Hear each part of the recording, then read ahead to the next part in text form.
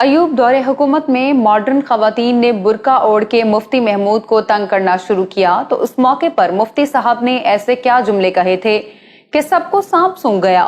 مفتی محمود اور مسٹر بھٹو کی ایک دوسرے سے کیا دشمنی تھی؟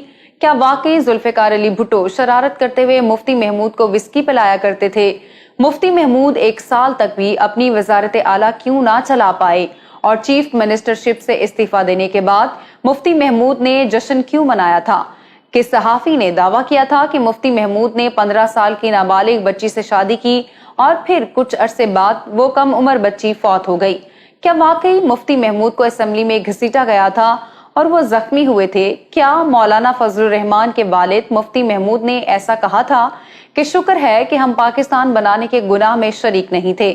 تو دوستو، آج کی ویڈیو میں خیبر پختونخوا کے چیف منسٹر رہنے والے مولانا مفتی محمود کی زندگی سے متعلق 30 دلچسپ فیکٹس آپ تک شیئر کیے جائیں گے۔ نمبر 1، 9 جنوری 1919 کو مولانا محمد صدیق کے گھر میں پیدا ہونے والے مفتی محمود ناصر پٹھانوں کی شاخ یحییٰ خیل سے تعلق رکھتے تھے۔ نمبر 2، مفتی محمود 7ویں 8ویں کلاس کے طالب علم تھے۔ انگریز آفیسر اسکول میں وزٹ کے لیے آیا اور وہ ان سے پوچھنے لگا، بیٹا یہ بتاؤ کہ تم بڑے ہو کر کیا کرو گے؟ اس موقع پر مفتی محمود بولے، آپ کو ہندوستان سے نکالوں گا۔ اسکول کے ہیڈ ماسٹر صاحب بھی وہاں موجود تھے۔ اپنے اسٹوڈنٹ کا یہ جواب سن کر وہ انہیں اپنے دفتر لے آئے اور سمجھانے لگے۔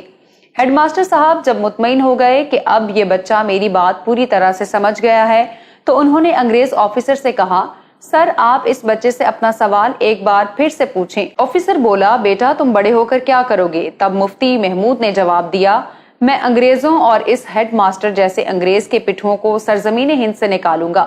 نمبر 3، مفتی محمود کو 15 سال کی عمر میں اپنے گھر سے 500 میل دور اتر پردیش کے مراد آباد شاہی مدرسے میں داخلہ دلوایا گیا، جبکہ وہ سہارنپور کے دارالعلوم دیوبند اور امروہہ کے مدرسہ اسلامیہ میں بھی زیر تعلیم رہے۔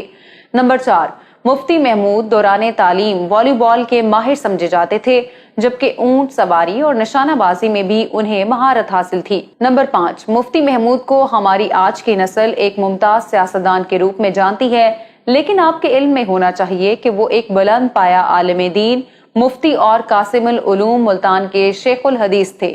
انہوں نے 25 سالوں میں تقریباً 22,000 فتوے جاری کیے۔ نمبر 6، مفتی محمود بتایا کرتے تھے کہ قیام پاکستان کے بعد کا زمانہ ہمارے لیے کسی آزمائش سے کم نہ تھا۔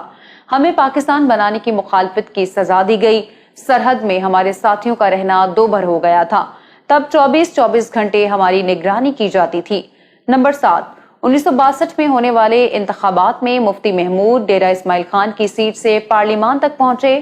اس الیکشن میں مفتی محمود کے مد مقابل 5 امیدواروں میں سے 4 تو اپنی ضمانتیں ضبط کروا بیٹھ۔ ایوب خان کے دور حکومت میں چند خواتین اراکین اسمبلی مفتی محمود کے سخت خلاف تھیں۔ ایک مرتبہ جب مفتی صاحب فلور آف دی ہاؤس آئے تو ان عورتوں نے پردہ کیا۔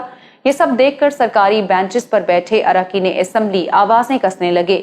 اس موقع پر مفتی محمود کہنے لگے، مسٹر اسپیکر اور معزز اراکین اسمبلی، آج میں آپ سب فرزندان اسلام کو مبارکباد دیتا ہوں کہ ہماری مسلم خواتین کو بھی احساس ہو گیا ہے کہ اسلام نے عورت کو غیر محرم مرد سے پردہ کرنے کا حکم دیا ہے۔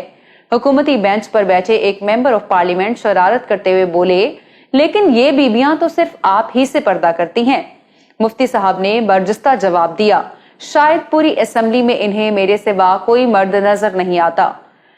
نمبر 9، آج مفتی محمود کے فرزند مولانا فضل الرحمان اپوزیشن جماعتوں کے اتحاد PDM کے سربراہ ہیں، لیکن آج سے 45 برس قبل مفتی محمود حزب اختلاف کی جماعتوں کے اتحاد PNA کے سربراہ تھے۔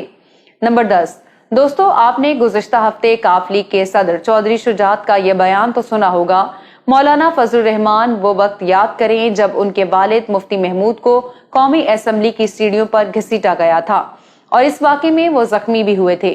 نمبر 11، 1977 کے عام انتخابات میں مولانا مفتی محمود کو اپوزیشن کی 9 سیاسی جماعتوں کے اتحاد پاکستان قومی اتحاد PNA کا سربراہ بنایا گیا۔ ان دنوں یہ نعرہ بہت زیادہ مشہور ہو گیا تھا کہ 9 ستارے 9 بھائی، بھٹو تیری شامت آئی۔ نمبر 12، ذوالفقار علی بھٹو نے مفتی محمود کی کردار کشی پر مولانا کوثر نیازی کو مامور کیا ہوا تھا۔ مولانا وسکی کہلائے جانے والے مولانا کوثر نیازی ملتان کے ایک جلسے میں کہنے لگے، بنی اسرائیل میں 9 فسادی لیڈر تھے اور قرآن میں اس کا ذکر ہے کہ یہ لیڈر زمین پر فساد پھیلاتے رہتے تھے۔ مولانا نیازی کا اشارہ قومی اتحاد کے لیڈرز کی طرف تھا جن کی تعداد بھی 9 تھی۔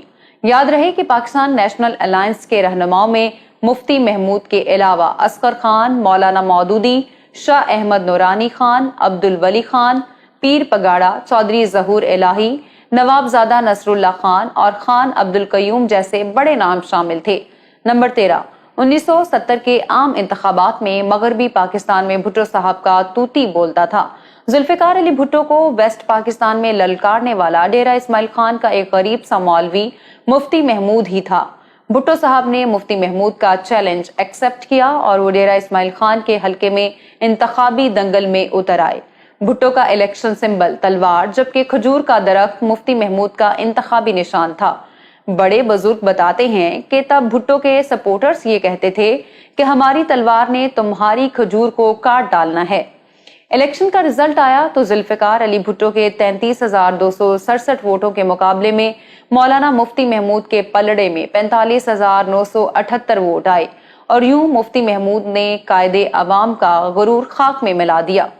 نمبر 14، مفتی محمود جن دنوں صوبہ خیبر پختونخوا کے چیف منسٹر ہوا کرتے تھے تو انہوں نے کبھی اپنی وزارت اعلیٰ کی تنخواہ وصول نہ کی۔ انہیں ممبر آف نیشنل اسمبلی کی ماہانہ 1,500 روپے تنخواہ ملتی تھی جس سے وہ اپنا گزر بسر کیا کرتے۔ یاد رہے کہ مفتی محمود خان عبد الولی خان کی نیشنل عوامی پارٹی کے تعاون سے مارچ 1972 سے فروری 1973 تک صوبہ سرحد کے وزیر اعلیٰ رہے۔ نمبر 15، کتابوں میں تحریر ہے کہ بھٹو صاحب نے شرارت کرتے ہوئے مفتی صاحب کو شراب بھی پلائی تھی۔ پی این اے سے مذاکرات کے حوالے سے ایک دلچسپ واقعہ سناتے ہوئے بھٹو کے وزیر خزانہ ڈاکٹر مبشر حسن بتاتے تھے کہ مولانا مفتی محمود مذاکرات کے لیے آتے تو بھٹو صاحب نے تاکید کی کہ مفتی محمود کی کوک میں تھوڑی سی وسکی ڈال دیا کرو۔ ایک دن بھٹو صاحب نے منع کر دیا کہ آج کوک میں وسکی نہ ڈالنا۔ ملاقات کے بعد مولانا مفتی محمود جانے لگا تو بھٹو صاحب کو کہنے لگا کہ آج کوک کا مزہ نہیں آیا۔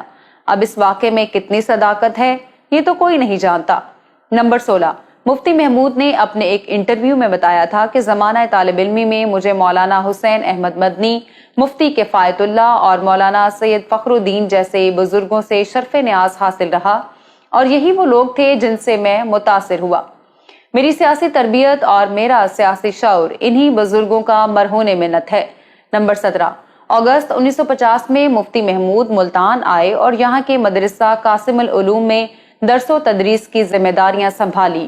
1953 میں مولانا احمد علی لاہوری کی قیادت میں جمعیت علماء اسلام نے تحریک ختم نبوت میں حصہ لیا تو مفتی محمود بھی اس میں پیش تھے، لیکن کچھ روز بعد انہیں گرفتار کر لیا گیا اور وہ 7 مہینوں تک قید رہے۔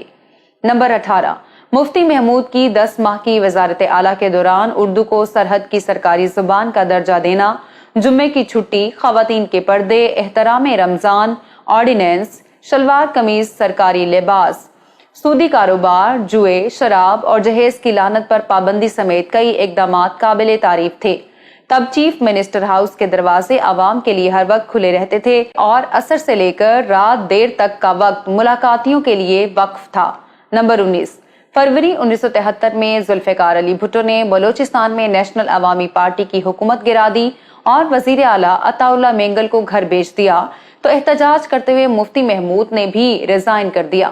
اس وقت مسٹر بھٹو نے مفتی صاحب کو منانے کی بہت کوشش کی، طرح طرح کے لالچ بھی دیے اور کہا کہ آپ تو امام ہیں، آپ سے کیسی لڑائی، جیسا جی چاہے حکومت کیجیے، لیکن مفتی صاحب نہ مانے۔